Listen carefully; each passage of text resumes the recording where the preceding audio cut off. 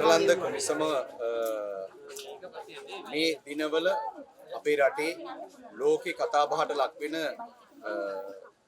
කොමිසම් සභා වාර්තාවක් බවට පත් වෙලා තියෙනවා. ඒතර මේ සමාජයක් විසින් මේක දරාගෙන හිටපු වේදනාවේ ලියවිල්ල තමයි බටලන්ද කොමිසම. ඒ පිළිබඳ අපට කාටවත් තර්ක නැහැ. මේ පිළිබඳව නිවැරදි පරීක්ෂණයක් කරන්න ඕන. ඒ සඳහා ආණ්ඩුව සූදානම්. ඒ වගේම මේ බටලන්ද කොමිසම කියන එක එන්නේ ඒක ඇතුලේ තිබුණ දේශපාලන ක්‍රියාවලින් ගණනාවක්. 83 කළු ජුලිය නිර්මාණය කිරීම, 80 වැඩ වර්ජනය, වාමාංශික දේශපාලන පක්ෂ තහනම් කිරීම, තමන්ගේ බලය සඳහා ජේ.ආර්. ජයවර්ධන, රනිල් වික්‍රමසිංහ ඇතුළු මේ දේශපාලන නඩේ මේ රටේ ප්‍රජාතන්ත්‍රවාදී වලදාලා මිනිසුන්ගේ අයිතීන් නැති කරලා ගතපු දේශපාලන තීන්දුවල ප්‍රතිඵලයක් විදිහට තමයි 87 මේ සිදුවීම් ටික නිර්මාණය වෙන්නේ. තමන්ගේ බලය ලබා ගැනීම සඳහා, තමන්ගේ බලය තහවුරු කර ගැනීම සඳහා, තමන්ගේ ප්‍රභූ පන්තියේ බලය තියාගන්න මේ දේශපාලන නායකයෝ ගහපු ගේම් වල එක ඛේදවාචකයක් තමයි මේ 87 88 ඇති වෙච්ච සිදුවීම. ඒක ඇතුලේ සමාජයේ ක්‍රියාකාරී තරුණ තරුණියන් දස වද දීලා ඝාතනය කරපු තැනක් තමයි බටලන්ද. ඒ සම්බන්ධයෙන් ආණ්ඩුවක් විදියට දේශපාලන ව්‍යාපාරයක් විදියට අපිට තියෙනවා ලොකු වමනාවක් මේ පිටම පරීක්ෂණයක් කරන්න. ඒ වගේම පාර්ලිමේන්තුවට දාලා, පාර්ලිමේන්තුවේ නීතිපතිට දාලා මේක අනිවාර්යයෙන්ම අධිකරණ ක්‍රියාමාර්ගයකින් අවසන් කරන්න ඕන ක්‍රියාමාර්ග. මේ සමාජයක් මුළු රටක පුරවැසියෝ දැස් දාලා බලාගෙන ඉන්නෝ මේකට අදාළ ක්‍රියාමාර්ග ගන්නත්. ඒක ආණ්ඩුවේ වගකීමක්. ඒක අපේ දෙවුර මත පැටවිච්ච දෙවන්ත වගකීමක් බවට පත් වෙන නිසා ඒ සම්බන්ධයෙන් අනිවාර්යයෙන්ම අපි ක්‍රියාමාර්ග ගන්නවා.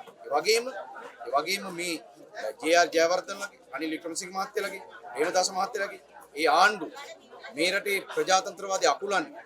ඒ වගේම මේ රටේ පුරවැසියන් අතර විරසකයක් හදන්න, දෙමළ මුස්ලිම්, දෙමළ සිංහල මේ ජාතිවාදී කෝලාහල හදන්න ගතපු උත්සාහයන් මේ සියල්ල පිළිබඳව සොයා බලන්න ඕනේ. ඒ නිසා තව සමහර තැන්වල තියෙන අලු බලල්ලු, කහ බලල්ලු, ප්‍රාකල් හදපු දේශපාලන මහත්තුරු තවම මේ නිදහසේ ඉන්නවා. ඒ නිසා බටලන්ද කොමිසම ගැන හොයන්නත් ඕන, ප්‍රාකල්ලි ගැන හොයන්නත් ඕන, අලු බලල්ලු ගැන හොයන්නත් ඕන. ඒ වගේම විජේදාස ලියනාචි සහෝදරයා වගේ කීර්තිමත් නීතිඥයෝ අත්තරංගුවට අරගෙන හම්බන්තොට දිස්ත්‍රික්කයේ දේශපාලනඥයන් වමනාවට දසවද දීලා මරලා ඒ දේහය වීරකැටි ගෙනල්ලා ඔවුන්ගේ අත් දෙකෙන් විහිදන් කරන්න මැදිහත් වෙච්ච ඒ දේශපාලඥයෝ ඒ කුමන්ත්‍රණත් හෙළිදරව් කරගැනීමේ වගකීම මාලිමාවේ ආණ්ඩුවට තියෙනවා. අපි ජනතාවට සහතිකයක් දෙනවා. කිසිවෙකුට සිදුරු තියන්නේ නැතුව මේ සියල්ල පරීක්ෂා කරලා අදාළ අධිකරණ ක්‍රියාමාර්ග සහ නීති ඉස්සරහට ගෙන වගකීම මේ ආණ්ඩුව ඉෂ්ට කරනවා කියන සහතිකය ජනතාවට අපි දෙන නිසා මේ බටලන්ද කොමිසම නැවත වැලිතලාවේ යට වෙන්න මාලිමාවේ ආණ්ඩුව අපිට තියන්නේ නැහැ කියලා සහතිකය අපි ජනතාවට දෙනවා. විපක්ෂය චෝදනා කරනවා දැන් ඉදිරි දේශපාලන ඉදිරි මැතිවරණ ඉවත් කරගෙන තමයි මේක කරන්නේ. ඔව්, විපක්ෂයේ තැන් වල කටමාත දොඩවන එකක් තියෙනවා. හැබැයි ජනාධිපතිවරණයෙන් පෙරදුනා, මහමැතිවරණින් ඉතිහාසයේ බරපතලම පරාජයට ලක් වුණා විපක්ෂ කණ්ඩායම්. දැන් මේ ගත වෙච්ච මාස 4 ඇතුලේ බිමේ මුකුත් නැහැ. එයාලගේ තියෙන්නේ පාර්ලිමේන්තුව ඇතුලේ මාධ්‍යයට වොයිස් කට් එකක් දෙන එක හැර කිසිවක් ජනතාව වෙනුවෙන් කරන්නේ නිසා ජනතාව එදාට වඩා විශ්වාසයෙන් මාලිමාවත් එක්ක අත්වල බැඳගෙන තියෙනවා.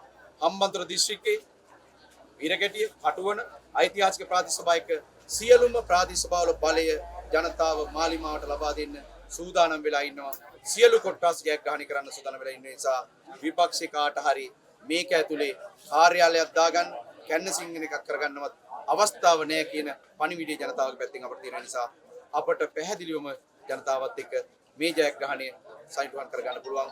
ජනාධිපති අපේ, ආණ්ඩුව අපේ, ප්‍රාදේශ සභාව අපේ, සෞම්පකාර සමිතිය අපේ සියල්ල ජනතාව මාලිමාවත් එක්ක සම්බන්ධ වෙලා ගොඩනගලා තියෙනවා.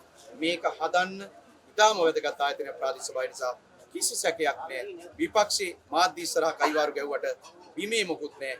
සියලු දෙනා අපිත් එක්ක අත්වල බැඳගෙන තියෙනවා.